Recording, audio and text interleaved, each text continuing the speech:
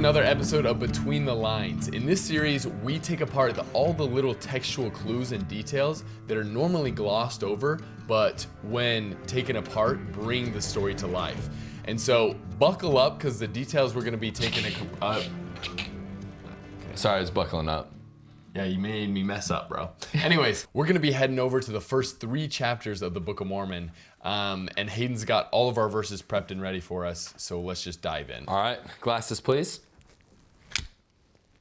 That's a pretty good throw.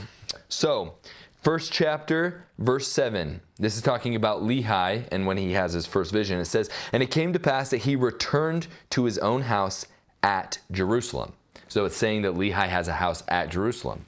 Okay, well, why does that matter? Well, because later on in chapter 2, verse 4, when they are leaving into the wilderness, it says, "And it came to pass that he departed into the wilderness, and he left his house and the land of his inheritance, and his gold and his silver and his precious things, and took nothing with him, save it were his family and the provisions and tents, and departed into the wilderness." So in that one, it talks about he left his house and the land of his inheritance. His house at Jerusalem, and then he has a land of inheritance. Well, there's even more details later on when the brothers come back to get the brass plates from Laban, because you remember they cast lots, Laban tries, fails, so then they go to their land of inheritance. So in verse 22 of chapter 3, it says, "And it came to pass that we went down to the land of our inheritance, and there they gathered all their stuff." And then later, in the next verse, it says, "And we gathered these things together, we went up again unto the house of Laban."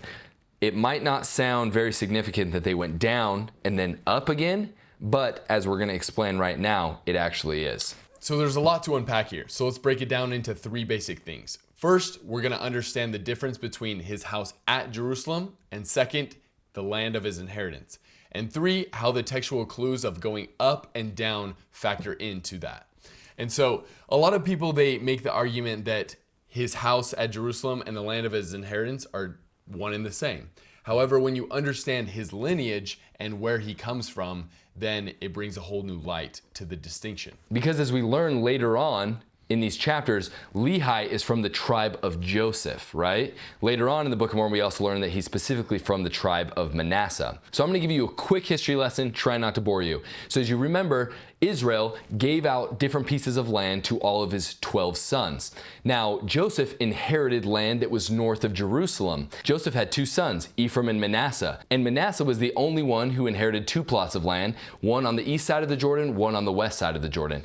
Now, in 721 BC, the Assyrians came in and wiped out the whole northern kingdoms. Prior to that, King Hezekiah, who lived in Jerusalem, called the northern tribes to come back to Jerusalem. Those who heeded his call survived, and those who didn't were wiped out. And this event is what is generally referred to as the scattering of Israel. Now, why this is significant to Lehi, he being a descendant of Manasseh, his ancestors would have owned land in the northern kingdom.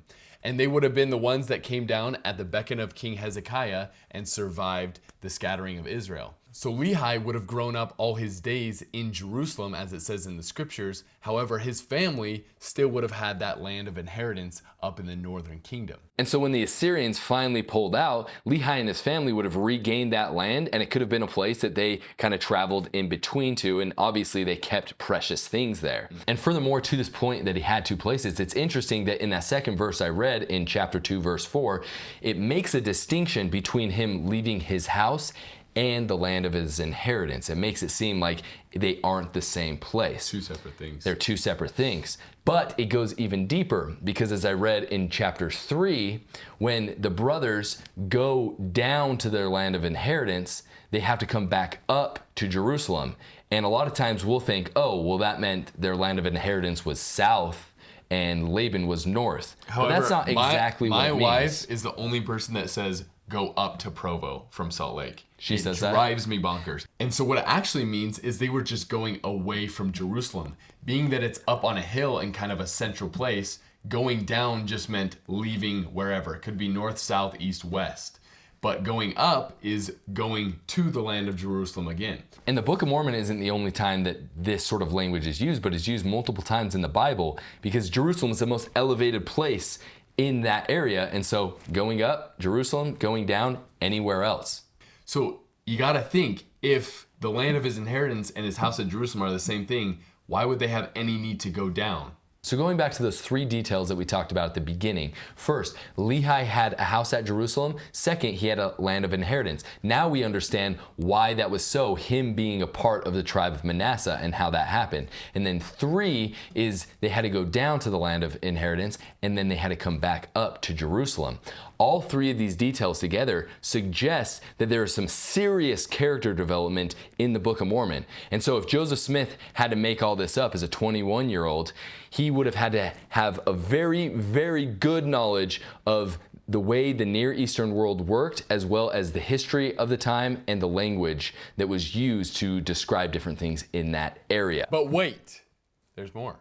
We have one more bonus textual clue for you. If you recall, at the beginning of the 4th chapter of 1 Nephi, we see how distraught Sariah gets. Probably because her sons aren't coming back in the amount of time that was anticipated. And the reason for this, especially when you look at this theory, is because they knew exactly how long it took to get from Jerusalem to the Valley of Lemuel. And it would have taken somewhere around in the range of 12 days. 9 days from Jerusalem to Aqaba, 3 days from Aqaba down to the Valley of Lemuel. And so she would be able to count there, well, if it's successful, they would be back in 24, maybe 25 days.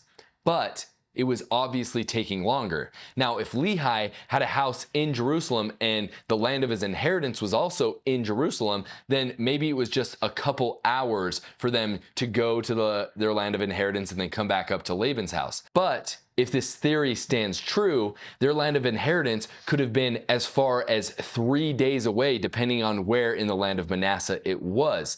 And so 3 days there, 3 days back, then they're still unsuccessful. Then they get the plates finally, and then they have to travel home. And so you see that if it was just a couple hours extra, Sariah would not be freaking out. But if there's multiple days, even a week longer in the journey, that's when Sariah would become very, very worried. And so you see this is just another one of those clues that Lehi's house in Jerusalem and his land of inheritance were actually two different places. I know that's a lot to take in, a lot of information, but you can see how when you read between the lines of the scriptures, the details come out and it becomes a whole lot more complex than you initially thought.